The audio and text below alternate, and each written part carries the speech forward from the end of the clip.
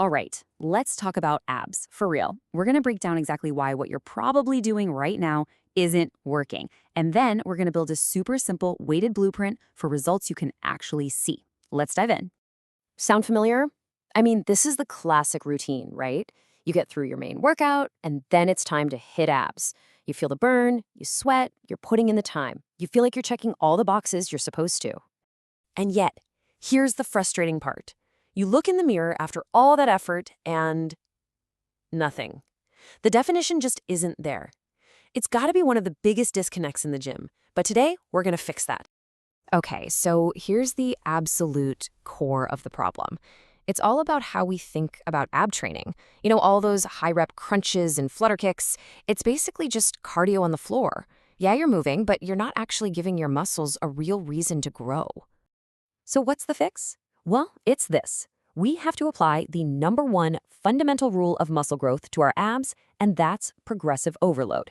You know, this is the principle that governs all muscle growth in your body. And guess what? Your abs are no exception. This right here lays out the entire mindset shift we need to make. We've got to move away from this myth that just feeling the burn with endless reps is the goal. It's not. The truth? Your abs are muscles, just like your biceps, just like your chest, and they need heavy resistance to get bigger and stronger. And wow, this just perfectly illustrates the point. I mean, think about it for a second. Nobody, and I mean nobody, would walk into a gym, grab an empty barbell, and do 100 reps hoping to build a huge chest. It sounds absurd, right? So we have to stop applying that same failed logic to our abs. Okay, so we've nailed down the why. We get it. Now, let's get to the good stuff, the how.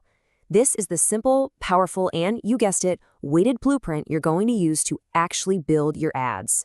First things first, forget about doing sets of 50 or 100 reps. Our new target for growth, what we call hypertrophy, is this 8 to 15 rep sweet spot. And the rule is super simple. If you can do more than 15 reps with good, clean form, the weight is just too light. It's time to go heavier. Every set needs to be a real challenge. And this is the entire workout. Seriously, that's it. Just 3 simple moves that are going to target your abs from top to bottom. That is all you need when you're focusing on adding weight the right way. So let's break them down one by one. Think of this move as the primary mass builder. It's like the bench press for your abs. Now, the key here is to not just yank the weight down with your arms. That's what everyone does. You have to focus on contracting your abs, really thinking about crunching your rib cage down towards your pelvis. It's got to be a controlled, powerful squeeze on every single rep. Okay, for the lower abs, this is king. But almost everyone messes it up by using momentum and just swinging their legs. The real goal here is a slow, controlled lift. And once you can nail 15 reps with perfect form using just your body weight, that's when you level up. Squeeze a light dumbbell between your feet. That, my friends, is progressive overload in action. And finally, we've got weighted planks, or the ab wheel. Now, this is not a passive hold where you just zone out. You need to be actively bracing your entire core, squeezing your glutes, creating total body tension. You know, brace yourself like you're preparing to take a punch to the gut.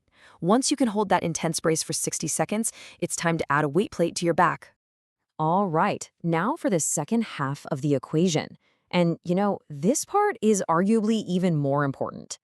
You can do all the heavy-weighted ab training in the world, but it means absolutely nothing if your nutrition isn't dialed in to reveal all that hard work.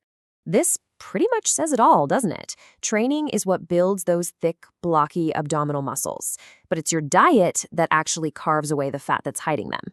So yeah, abs are built in the gym, but they are 100% revealed in the kitchen.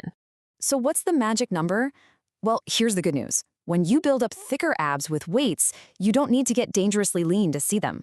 They'll actually start to pop and become visible in this much more healthy and sustainable body fat range, right around 10 to 15%. But here's where people get lost, right? They turn their diet into this stressful, complicated math exam that they're pretty much doomed to fail. Look, the key isn't to have complex spreadsheets. It's about finding a simple system, like just focusing on hitting your protein goal and eating mostly whole foods, that keeps you in a slight calorie deficit without all the headache. Okay, we have covered a lot. The mindset shift, the workout, the nutrition. So let's put it all together into one simple blueprint. This is basically your new set of rules for building abs. You're probably going to want to screenshot this one. This is your new rulebook. It's that simple. Train your abs heavy, just 2 to 3 times a week. always aim for that 8 to 15 rep range and consistently add weight over time. Keep that body fat in check, and most importantly, start treating your abs like any other muscle you actually want to grow. And let's end on this because it's so important. Look, motivation comes and goes. It's flaky, it's unreliable. But a solid system, a clear blueprint for how you train and how you eat, that is what delivers consistent results week after week, whether you're feeling it or not. It's time to stop doing random workouts and start building with a real plan.